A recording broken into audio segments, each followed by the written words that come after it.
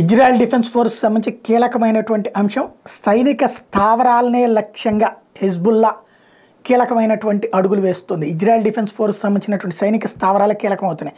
Hezbollah launched a massive drone attack on Israel following the killing of its top commander Wasim al Tabil in an Israeli airstrike on January 8th in southern Lebanon. The explosives laden drones struck the Israeli Army's northern command headquarters in Safed.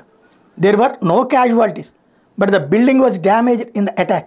This is the first time that this IDF base was attacked.